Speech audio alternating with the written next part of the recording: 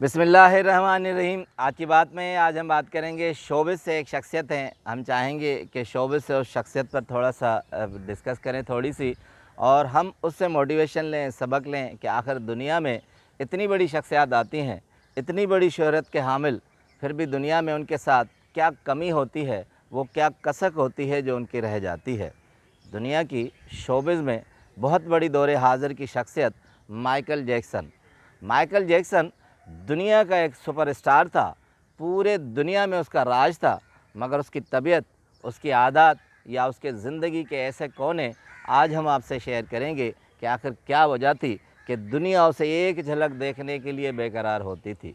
Michael Jackson 1958 में एक गरीब घराने में पैदा हुआ, बिल्कुल ही गरीब। 10 बहन भाई थे, 8वें नंबर पर माइकल जैक्सन का नंबर था और वो गुर्बत से बेजार, मगर कुदरत ने उसे बहुत बड़ी सलाहियतों से नवाजा था। वो न सिर्फ गाने का माहिर था मगर नाचने का भी माहिर था। उसके अलावा उसे अदाकारी भी आती थी, बहुत बड़ी अदाकारी के हामिल था, बहुत बड़ी खूबियाँ उसमें शामिल थी। आहिस्ता आहिस्ता दुनिया का वो सुपरस्टार बन गया। न सिर्फ गाता था मगर नाचता भी था और अदाकारी भी करता था। उसके हिस्से में बहुत सी ऐसी चीज़ें आईं जो किसी के हिस्से में नहीं आई। मसलन सबसे पहले वो दुनिया के 100 बहुत बड़े अवार्ड से नवाजा गया। दुनिया के कोने कोने से उसको ऐसे ऐसे अवार्ड दिए गए जो उस मुल्क के सबसे बड़े अवार्ड थे। उसके अलावा दूसरी खूबी उसके हिस्से में ये आई कि वो दुनिया का वाहिद पॉप सिंगर था जिसकी कैसेट्स और सीडीज़ 35 करोड़ बिकी थी। आज तक किसी का भी कोई रिकॉर्ड नहीं है जो माइकल जैक्सन के हिस्से में आया था। इसके अलावा दुनिया में कहते हैं करोड़ों से ज़ायद ऐसे औरतें, बच्चे और बड़े थे जो उसकी एक झलक देखने के लिए उसके कंसर्ट में हज़ारों डॉलर्स खर्च करते थे। कहते हैं माइकल जैक्सन गरीब घराने से कमाते कमाते इतना हो गया कि एक वक्त आया वो दुनिया का अमीर तरीन सिंगर बन गया। इतने पैसे, कहते हैं कि एक कंसर्ट में उसने जब अपने नाचने गाने के बाद पैसे देखे तो वो गिन नहीं पा रहा था, और वो टाइम्स मैगज़ीन में सुर्खी लगी कि माइकल जैक्सन ने अपने सलाहियतों से इतने पैसे 3 घंटे में कमाए कि दुनिया में शायद कोई ऐसा शख्स हो जो उसके सामने इतने पैसे थे वो उसे गिन नहीं सकता था।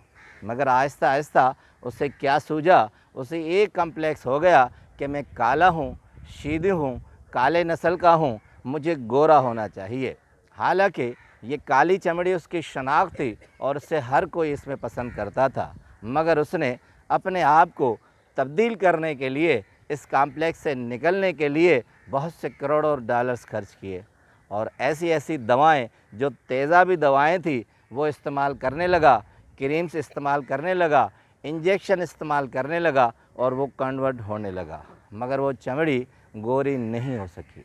उसके बाद दूसरा कम्प्लेक्स उसे आया कि मेरी नाक पतली होनी चाहिए, पतली नाक बहुत खूबसूरत लगती है।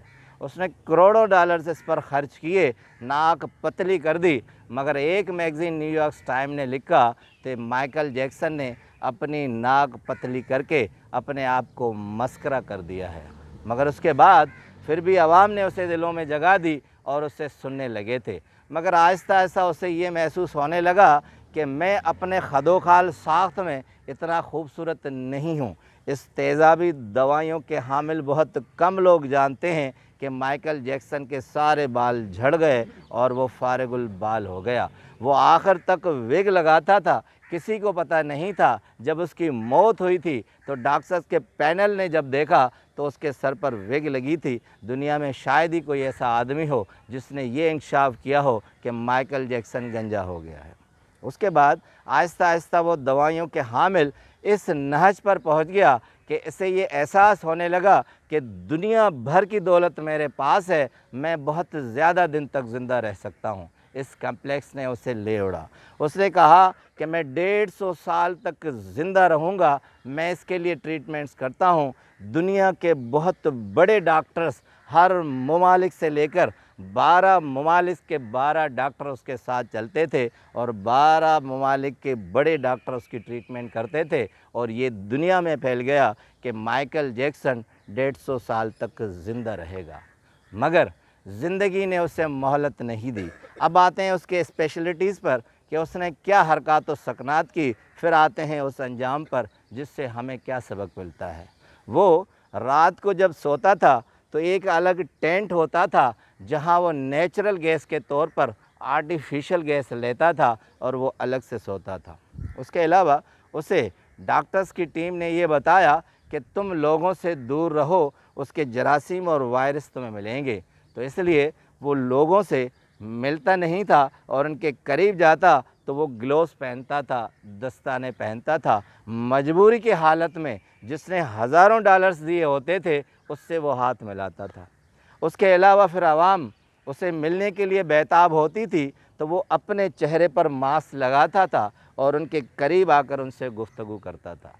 उसके अलावा उसने लोगों से मिलना जुलना छोड़ दिया था और अपने आप को स्पेशलिटीज़ में लाए थे। आर्टिफिशियल गैस का हामिल, अपने हाथ में दस्ताने पहनने वाला और अपने चेहरे पर मास्क लगाने वाला, जरासीम और वायरस से दूर भागने वाला 150 साल तो क्या 100 साल तक भी ज़िंदा नहीं रहा और 2009 में कमोबेश 50 साल की उम्र भी नहीं पाई थी और इस दुनिया से चल बसा। जिस दिन उसकी डेथ हुई पूरी दुनिया में तहलका मच गया। बीबीसी ने यह रिपोर्ट दी कि जो डॉक्टर उसके साथ हर वक्त एक टीम 12 डॉक्टर्स की चलती थी और उसे हर 2 घंटे के बाद उसका मुआयना करके लेबॉर्ट्री में रिपोर्ट ले जाती थी, उसका जिस्म बुरी तरह से झुलस गया था, अंदर से वो बिल्कुल पिघल गया था और मोम की मानंद था, जिससे उसकी आगे सांसें न चल सकी और वो दुनिया से चला गया। अब आते हैं उस सबक पर कि माइकल जैक्सन ने हमें क्या सिखाया कि आप ज़िंदगी में कितने भी दौलतमंद हों, कितनी भी शोहरत आपके पास हो, दुनिया चाहे आप पर अपनी जान फिदा करती हो, मगर आप अपनी सांसें अपने हाथ में नहीं ले सकते, कुदरत के कामों पर कंट्रोल नहीं कर सकते। जितनी सांसें आपकी ज़िंदगी में लिखी हुई हैं उतनी ही मिलेंगी, उससे मज़ीद नहीं मिल सकती। कुदरत के कामों में कभी भी दखल अंदाज़ी मत कीजिए। जितनी सांसें, जितने लम्हात आपको दिए गए हैं उनसे जिएँ, पावर ऑफ नाव में जिएँ, इस लम्हे मौजूद में जिएँ। मुस्तकबिल की तरफ दौड़ेंगे तो वो आपके हाथ कभी नहीं आएगा। आपका बहुत बहुत शुक्रिया।